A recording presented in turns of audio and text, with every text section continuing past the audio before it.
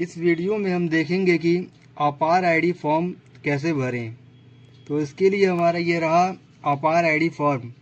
इसके ऊपर ये लिखा हुआ है हेडलाइन कि अपार आईडी बनाने के लिए विद्यार्थी के पिता या माता या कानूनी अभिभावक की सहमति। तो हम लोग अब चलते हैं फॉर्म भरने के लिए। तो इसमें सबसे पहला वाला जो कॉलम है विद्यालय का नाम। तो उसमें विद्यालय का नाम जैसे कि मान लीजिए हमने डाल दिया MSI inter college, MSI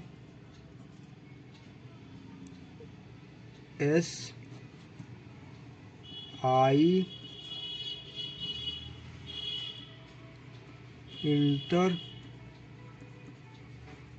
college Gorakhpur. फिर यहाँ पर देखेंगे कि दूसरे वाले कॉलम में ये दिया हुआ है कि मैं डैश डैश सहमति प्रदान का नाम, यानी कि इसमें सहमति प्रदान वो रहेगा जैसे कि पिता, अगर पिता है तो पिता पहले नाम लिख देंगे, अगर पिता नहीं है तो माता का नाम लिख देंगे, अगर माता पिता दोनों नहीं है तो कानूनी अभिभावक। अब ये हम लोग जैसे पिता का नाम लिखते हैं।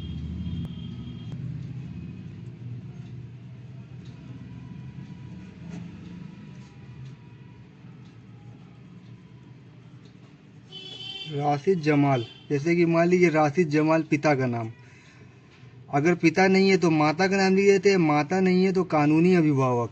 कानूनी अभिभावक में वो आते हैं जैसे कि हमारे चचा, मामा, मामी, दादा, दादी, ये सब आते हैं। तो अब हम लोग जैसे हमने पिता का नाम यहाँ पे लिखा है तो यहाँ पर हम लोग रक्त संबंधी पे टिक कर देंगे, रक्त संबंधी है। अगर माता पिता नहीं होते हैं तो यहाँ पर कानूनी संरक्षक, यानी कि मामा, मामी, चाचा, चाची और दादा दादी का नाम लिख देंगे यहाँ पर। तो अगर पिता है तो पिता का नाम पहले लिख देते हैं। फिर यहाँ पर लिखाएगा, इस कॉलम में लिखाएगा नाबालिग विद्यार्थी का नाम, यानी कि स्टूडेंट का नाम लिखाएगा। स्टूडेंट का नाम लिख देते हैं फरहान जमाल, लिख देते हैं। उसके बाद यहाँ पर दूसरे वाले कॉलम में देखेंगे कि अपने पहचान पत्र के रूप में।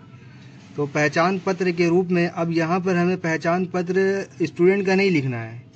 जैसे कि हमने लिखा है कि सहमति दिया है राशिद खान, या पिता का नाम में लिखा हुआ है तो यहाँ पर पिता का आधार कार्ड लिख दें, या तो वोटर कार्ड, या फिर हम लोग आधार कार्ड, पैन कार्ड या वोटर कार्ड, या जो भी आईडी प्रूफ है वो लिख सकते हैं। तो यहाँ पे हम लोग लिखते हैं आधार कार्ड।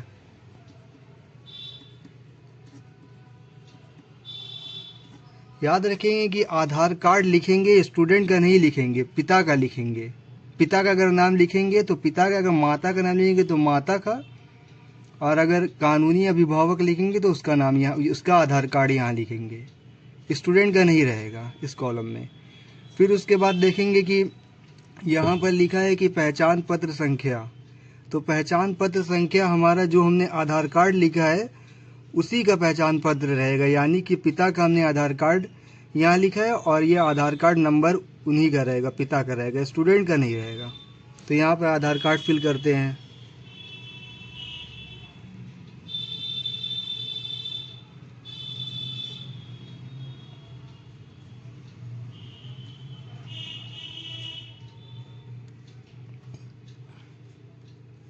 हमने डाल दिया। उसके बाद फिल करने के बाद यहाँ पे देखेंगे कुछ सहमति मांग रहा है, जैसे कि यहाँ पर समझती हूँ, तो यहाँ पर सहमति देना होगा। तो उसके लिए हम लोग जो भी हो, जैसे समझता, यहाँ पर टिक करते हैं। इसको आप लोग पढ़ लीजिएगा, उसके बाद इसको टिक करिएगा। फिर यहाँ पर देखिए कुछ यहाँ पर दिया हुआ है, तो यहाँ पे समझता पे टिक करता हूँ, यहाँ पे समझता पे टिक करता हूँ। फिर उसके बाद यहाँ पर देखेंगे कि भौतिक सहमति की तिथि। तो भौतिक सहमति की तिथि यहाँ पर वो लिखेंगे जिस डेट में आप फॉर्म को जमा करेंगे। जैसे कि मान लीजिए आज की डेट में जमा कर रहे हैं तो 10/12/2024 की डेट में हम लोग जमा कर रहे हैं, तो यहाँ लिखेंगे। फिर भौतिक सहमति का स्थान, तो जहाँ पे आपका स्कूल कॉलेज होगा उसका स्थान लिखेंगे, जैसे कि गोरखपुर यहाँ पर लिख देंगे।